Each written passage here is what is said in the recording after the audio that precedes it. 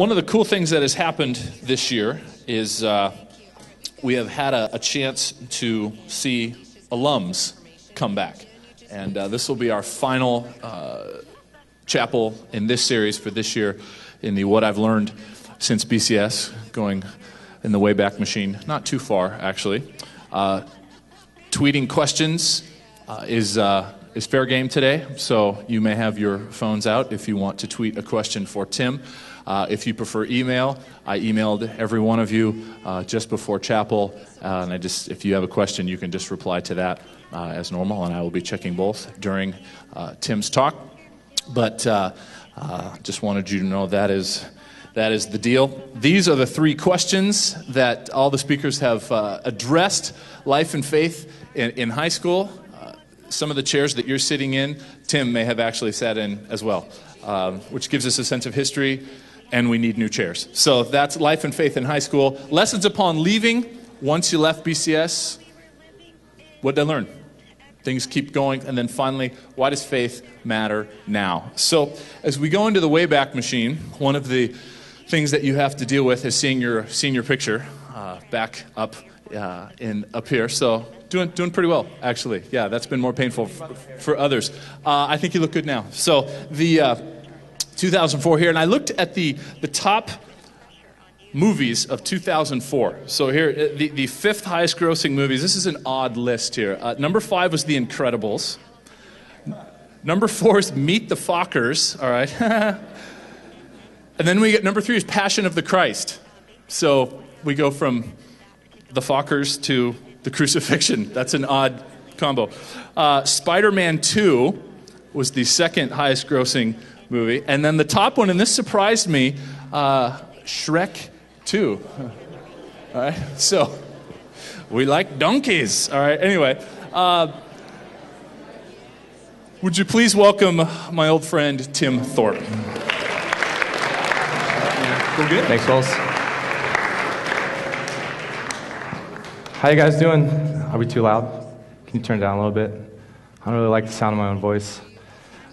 So the photo there, it wasn't taken in black and white. I just want you to know that. I didn't go here that long ago.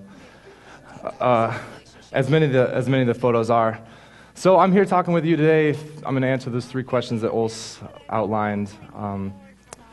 Before I get into that, I'd like to say, as Ulse mentioned, it wasn't too long ago that I was sitting in those chairs out there, listening to some guy that I didn't go to school with talk about school and thinking, who is this dude? Never heard of him or anything. Never imagined that I would be up here, kind of on the other side of it. I'm thinking right now, how did this happen? I'm in front of the people that I was with, like the chairs that I was in, kind of awesome. And I want to give a shout out that some of you will probably be sitting up here. It might sound crazy right now, but believe me, it's not all that wild. So a little bit about me. I'm living in Seattle these days. I'm still in college, 8.5 years later, taking the scenic route through school. The reason of that is because I spent some time in Iraq in 2008 and 2009. I'll get into that a little bit more, but I was in college in Bellingham and got deployed with the Army Reserve. And that is going to kind of lead into some of the questions I'm going to answer this morning. But for starters, I'm going to do faith in high school, which is pretty typical. I grew up in the church just down the street from here at First Pres. My dad was a pastor a little before I was born, so I was never his kid while he was a pastor, so I'm not technically a PK, if you guys know what a PK is. Any PKs in the house today? You don't have to make yourself known, but right on. Okay, good deal. Pretty typical faith in high school. I did want God to govern my life and lead it, but I never really considered the sacrifices that would mean, and never really thought for a second that things might get worse before they got better for my faith. It was real faith, but it hadn't really been tested. I was pretty young. And that would get us to, after high school, I want to get into lessons upon leaving, which leads me to Iraq. And this is maybe the defining aspect of my life thus far, and the time I spent there and what I went through. So I have about 10 or 11 photos to share with you guys, and I'm going to just go through them real quick. about my experience. This is the platoon I was with in 2008. I'm the tall, lanky guy in the top right-hand corner next to the other tall, lanky guy. So we served in the desert out west in Iraq, and my job in Iraq was to build bridges with the military. So what we did was build and inspect floating bridges, like this one shown here. And you can see they're all sections, so we drive in each piece on a truck and drop it in the water and then connect them with boats. Me and some buddies working out at a bridge site. It was about 110 degrees on average down there. We were in about 50 pounds of gear, which is pretty hefty. The other kind of bridge we built was this. It's a steel structure bridge that floats in this case. And here we are driving some Humvees over that. That is the Euphrates River. And there's me and a friend of mine on some boats. You can see that one of the bridges we built in the background. Am I blocking you guys back here a little bit? Okay, I'll just keep pacing around. This is a vehicle I drove. This thing cost $1 million, which is pretty awesome. The windows are 3 inches thick, can stop 50 caliber bullets. It has a V-shaped hole, so if there's a bomb that goes off underneath, it deflects it to the sides. We had a 50 caliber machine gun on top in that turret up there. Pretty awesome. Run flat tires. The doors are 500 pounds apiece, which means that it's like opening it like fighter jet. It will go when you open it, which I always thought was cool. This is a typical morning when we go out on a mission. Get up real early. We'd line up all of our trucks. We'd have everything fueled up and ready to go. Do a little briefing before we go, and then drive into the desert. And a lot of Iraq looks like this. A whole lot of nothing. This is what we were doing oftentimes. We'd launch those bridge bays, and we would launch boats, and then use it as a bridge or a raft and move equipment. And where are we at? Here's me with some Iraqi soldiers. So one of the things we did was help the Iraqis, and they would use the bridges that we would build, and we also did some stuff on the side. We'd help out the farmers and fix their equipment when we were out there working with them. And here's me and my battle buddy, is what they call it in the Army. You have a good friend in the Army, they're your battle buddy. His name is Oz. That's what I call him anyway. So that in short is my trip to the Middle East. I call it my 1-year paid vacation to the Middle East, courtesy of the government. And it was the hardest and best thing that's ever happened to me. And I owe a lot of what I value now to having served over there. And that's what I'm going to get into now, I think. Yeah, well, I guess we're going to stay on, we'll get to this in a second. But so lessons I've learned since leaving BCS. In general, my deployment, I wasn't in harm's way, and I enjoyed it, and I'm really thankful for that. A lot of guys have way different stories and come back with PTSD, if you know what that means, and really traumatic experiences. In my case, I was really safe, and I had a good time. It was difficult, but it was valuable. During my deployment, I experienced a spiritual crisis, though, that basically shattered my faith, and that's kind of what I'm going to mainly talk about. It was due to several reasons. The main one, I'd say, was while in Iraq, I decided that I wanted to kind of overhaul my faith and sharpen and improve myself, and thought that God was just kind of giving me the thumbs up about that. And I reached a point, I've been reading a lot of books, reading the Bible, and thinking, you know, when I come home, I want to be the best person I can be. I want to be close to my friends. I want to be loving God. I want to be motivated and disciplined. And I think I can get myself there. I think I can improve myself. And the problem was, this was my own mind thinking that I'm going to just get myself to some higher plane, some higher level. And then I decided that with my own human abilities and my motivation, I was going to get myself there.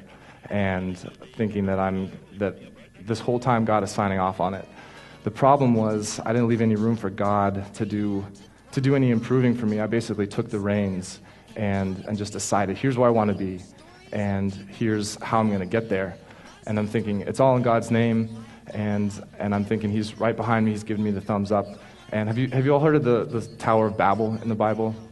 Getting some north and souths? Okay. the Tower of Babel, what strikes me about it is that humans decided, let's get to God and let's do it ourselves, and let's use the resources we have and get ourselves to the Lord. And the end of that story is that the tower falls down, and then everyone can't understand each other because languages interact, and they no longer can understand one another. And I liken that to this for myself, because I feel that I built a Tower of Babel. I thought, I want to get to God, and this will be great, and it just came crashing down. It blew up in my face.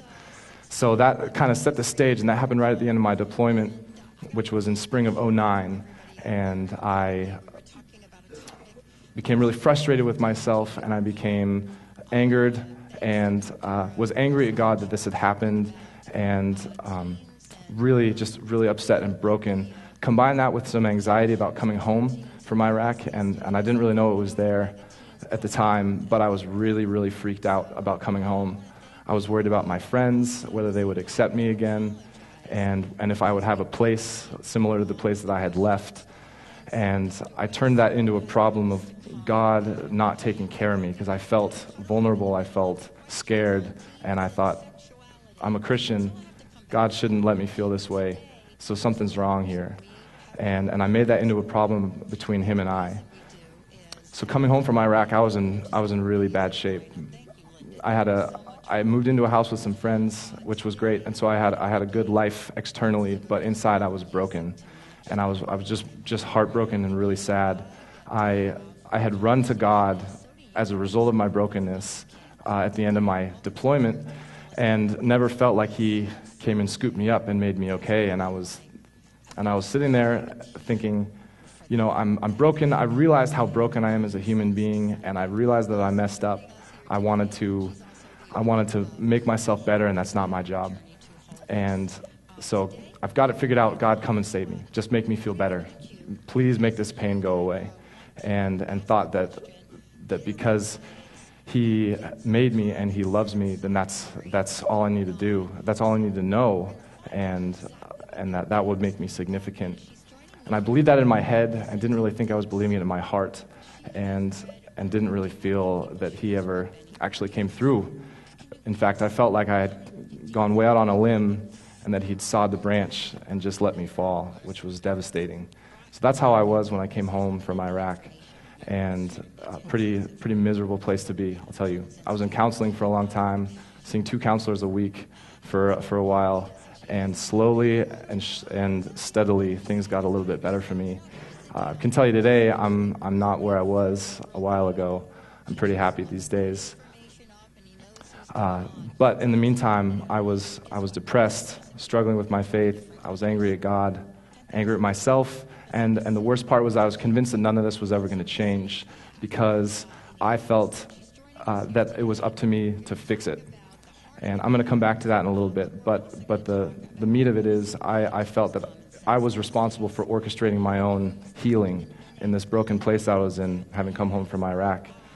So I thought my heart was actually dead, and I didn't think I would ever love anyone again or anything. Didn't think I would ever love God again. But throughout this, I didn't stop going to church, and I didn't actually stop. I was railing on God and very, very angry, but I was presenting my anger towards Him, and I'm going to return to that too in a little bit. So in that period, it was devastating to be in, but what I found was some things that still stick with me, and I would never have learned them if I hadn't gone to this deep place of sadness and brokenness, and I want to share a couple of those with you. So some things that I've really found to be true are there are lots of ways to worship. When I came home, I had like I said, been going to church my whole life, done the worship thing, done chapel here in high school and junior high, and sang 1,000 songs. Didn't feel all that motivated about it. And when I came home, I realized I can't sing. I won't sing. I'm too angry at God. Absolutely will not sing. I would be abandoning my identity if I was to sing. It would feel so fake to me. But what I realized is that what I could do was go hiking. And for some reason, that really gave me some peace. And I realized you can actually worship by just being in nature And that really struck me. That was a really helpful aspect. I also found that it's okay to rage against God. And that's something that I had never really thought of before. I figured, well, God wants me to be, He wants me to be happy with Him. He wants me to just kind of give Him the thumbs up with whatever He's doing. He wants me to trust Him. But does that leave room to be angry? And in a relationship, you're angry sometimes.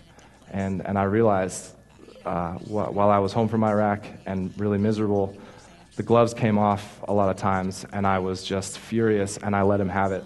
And I realized at the end of that, He can take it, and He's not angry for that. In fact, I think He's thankful that I was honest with Him, and that was a standout thing. The other thing I found was that in our brokenness, we can serve others. In fact, it can be more meaningful if we feel broken inside while loving and serving others. And I'm not sure if that's ever happened for any of you, if you've been in a really miserable place in your life. But if it has, think about if you ever found yourself looking for someone to serve and love.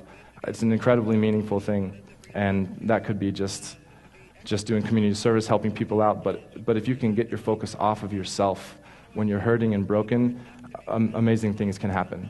And I noticed that going on for me.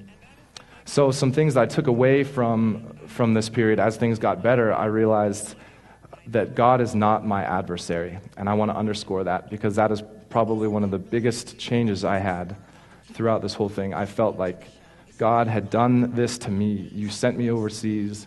You ruined my life. You broke my heart. You made me miserable. You did this to me, and I'm furious about it. And I have reconsidered some things. I have discovered some more things, and realized that God is not actually our adversary. And I hope that hits home this morning, because I really think that's true. And it's debatable, I know. We live in a broken world, and it seems like God is that kid on the anthill with a magnifying glass a lot of times.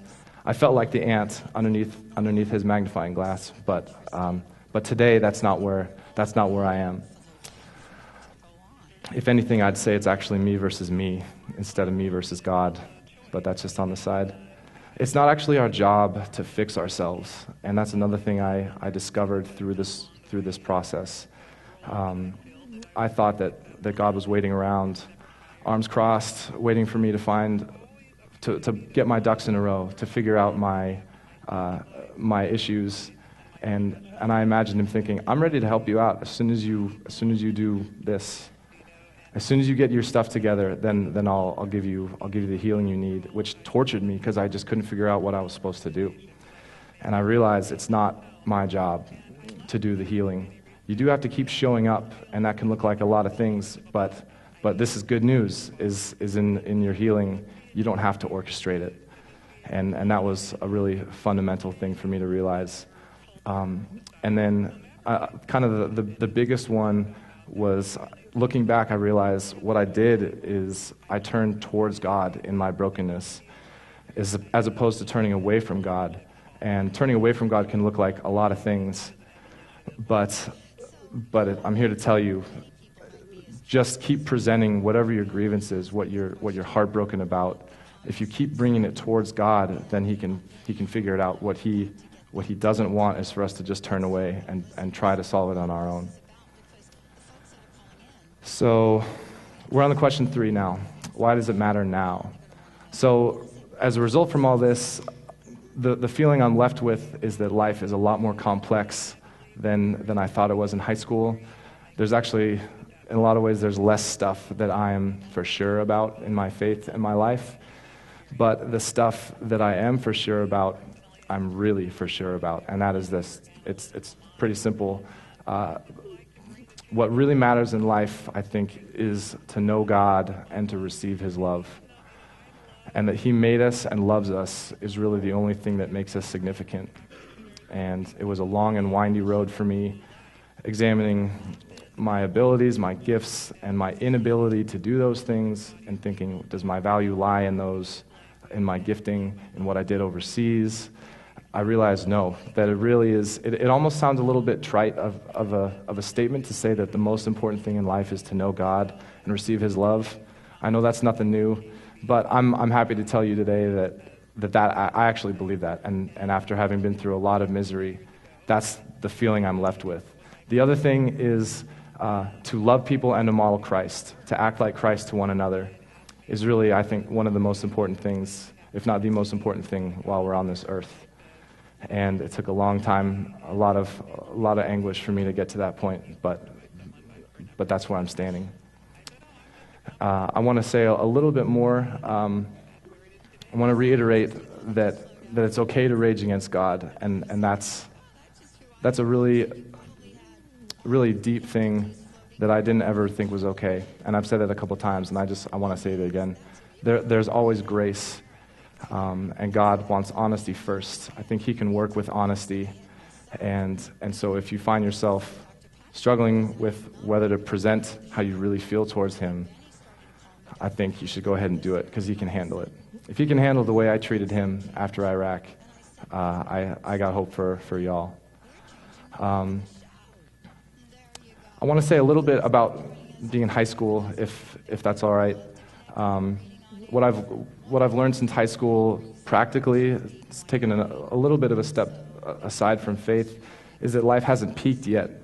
It hasn't peaked for me either, and I know a whole lot more about myself now than when I was at BCS, and I think you all will too, which I mean as an encouragement. If life is great for you right now, then awesome. And I loved high school. I had a killer time in high school, and I found that for me it actually got better on the whole, minus my deployment, which was pretty miserable at times. And I want to say, if you're not having a good time in high school right now, I have good news for you. This isn't your only shot. Life gets a lot bigger and better, and if you don't think you're cool right now, odds are you'll be cool later on. Seriously, one of my best friends was he describes himself as being a total loser in high school, and he's a guy I look up to now. He's a brother of mine, and it's a totally common story. So I mean that as an encouragement. Yeah, see that knee pat? So it's gonna be okay, man. Something I wish that I'd heard when I was in high school is that you don't have to have everything figured out.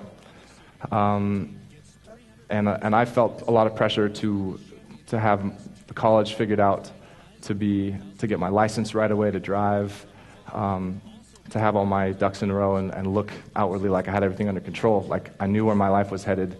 And I wish that I had somebody tell me that that's okay to not have this stuff figured out. There's room for error, and you can. How do I say this? This never changes. The fact that you don't actually have everything figured out, and any of the adults in the room will tell you that really doesn't change either. But things do get better. I wish I'd had it driven into my head. It's easy to apply a bunch of pressure and think you have to have everything in line. You're the oldest now that you've ever been, after all, and so it's easy to think, oh, I got to have this stuff nailed down right now. But I don't think that's true. Let's see here. So as I close, I want to touch on a couple of things. I want to ask a couple questions of you guys. And the first one is to just ask yourself, what's an area you think that you feel pressure to have everything figured out? And faith is a good one, because going to a Christian school, I recall feeling I didn't have a whole lot of room to question my faith in high school, because I'm thinking, I go to this Christian school, I kind of have an identity here, and I need to not step outside that identity. But I think that's okay. So I want to ask, as you come and go, think about something a way that you feel pressured by your family or your friends to have everything figured out. And then I wanted you to think about what would it look like if you were to add grace to that equation, and think about how it would look if you cut yourself some slack about it, as if you were really in the process of figuring that out. Because my experience is that there's time. There's time to have this stuff figured out. You don't need to have it all done right away. So let me recap real quick. it's not your job to orchestrate your own growth. And that is something that's really hit home for me. As long as you keep showing up and turn towards God, bring him your grievances, bring him your joys, but keep turning towards him. And remember that faith is a process. And then God is not in as much of a hurry as we are oftentimes.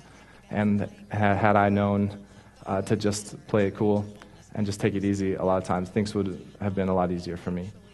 So that's all I have prepared. I know that we're set up to do some question and answers. Where are we at? I'm right here. I got okay, sweet. So hopefully this chair will hold my 257 pounds. All right. Anyway, I heard that groaning. All right. You talked, Tim, about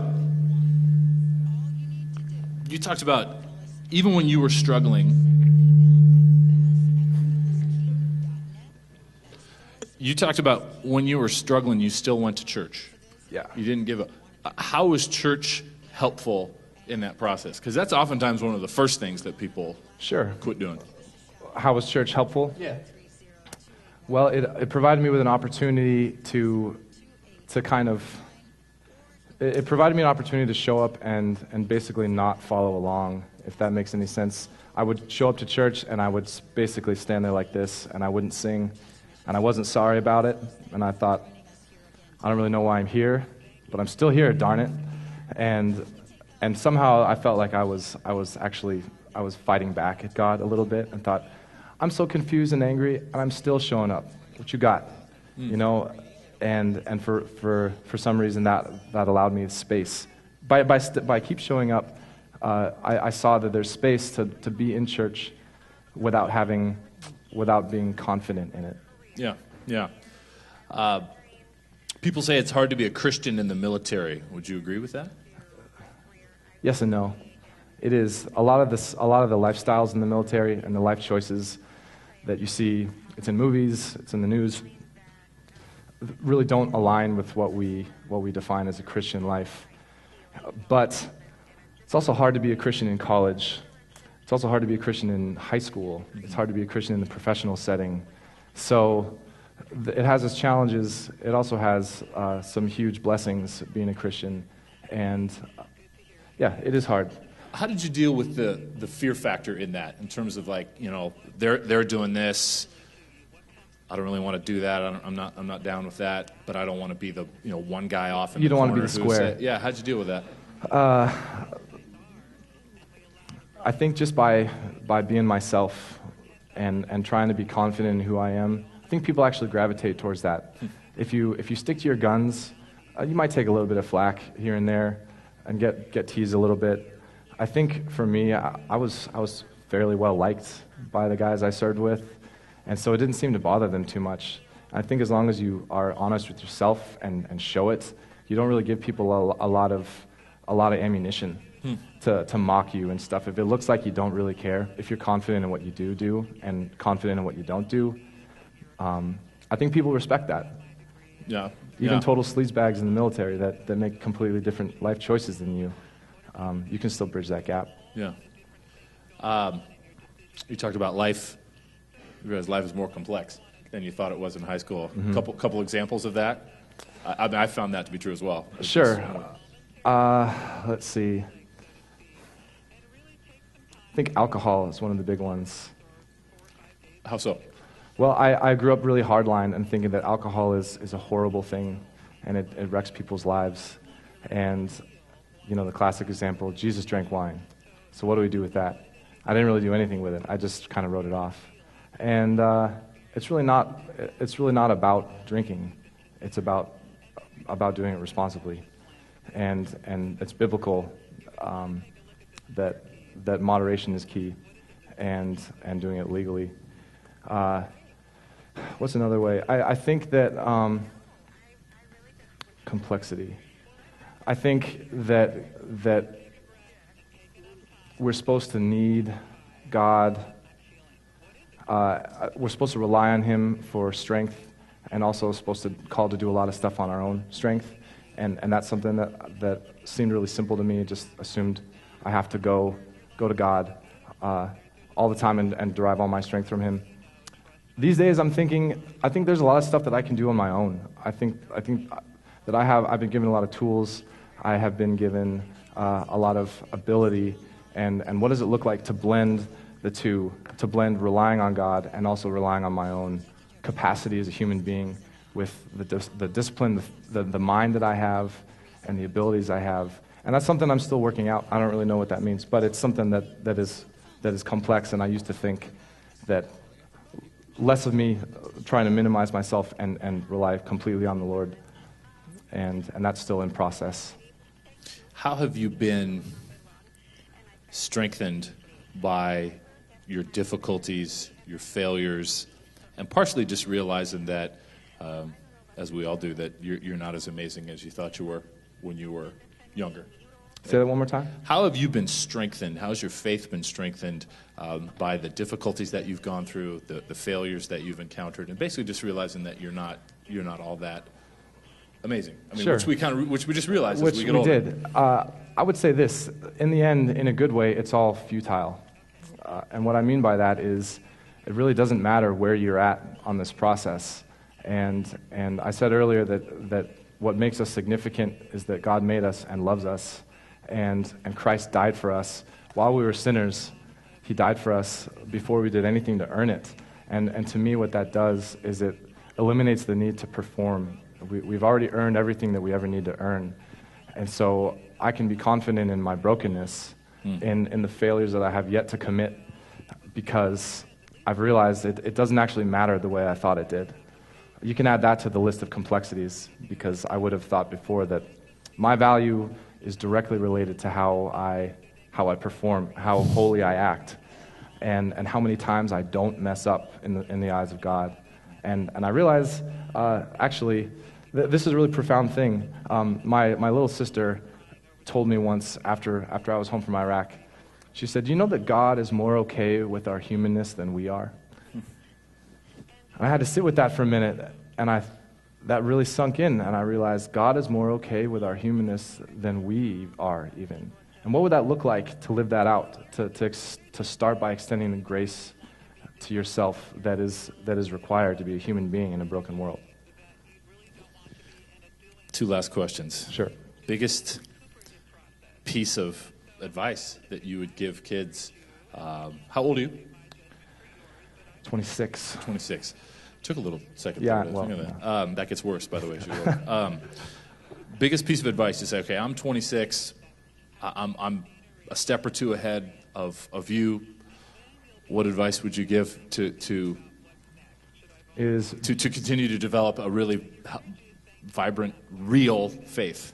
Be patient, because God's timeline is different from ours. And we have a lot of freedom to do stuff in the midst of our faith being grown, and we're going to get grown in ways that we're not aware of right away.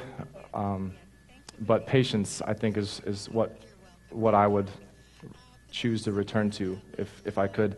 Patience combined with the statement that God is more okay with our humanness than we are. Because then that allows suddenly it allows for your failures. You don't actually have to try to minimize them. You can be honest about your failures. You can be honest about your brokenness as a human being and on the ways that you fall short, because he's okay. You're not fooling him. So that gives a lot of license, a lot of freedom to try things out, to experiment with your faith, to maybe take a step away from the Lord and find out if he's really there. But I would say doing that, facing him, but not to be afraid to really explore, because he's okay with it. What was harder, choosing to go to Iraq or ask a girl out to JSB?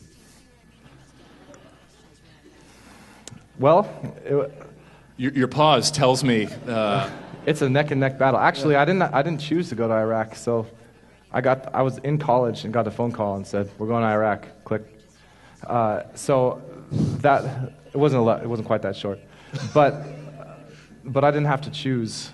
I did choose to join the military, and I assumed that it would get me deployed at one point. When I asked my date to JSB, I had a broken front tooth, and the night before, I had a filling, and the night before the filling broke off, and I was absolutely losing my mind, because I thought, I'm going to have this Little Jim Carrey, Dumb and yeah, Dumber. exactly. And I thought, I can't do this. So I delicately placed the piece of tooth back on my tooth and was nervously approaching this girl thinking, if I even touch my tooth, it's going to break off, and then it'll be even worse than if I just walked up with a piece of tooth missing, because I would have broken my face off in front of this girl. And everything worked out. So to answer your question, actually, harder to ask the girl to JSB. Yeah, that's why I skipped all high school dances. Yeah, well, in high school. And look at how it's turned out for totally you. Whipped it. And look at me. Yeah. All right, well, look at me. Anyway, you. all right, let's pray. Let's pray. Okay. Lord, thank you for Tim and what you're doing in his life. Thank you for giving him the courage to face what you are putting in front of him, and that he's come to share with us today. Pray your blessing on him as he goes forward in the work that you have for him to do, and may we all leave here a little wiser because of his words. In your name, amen. All right, give it up. Thanks, Tim.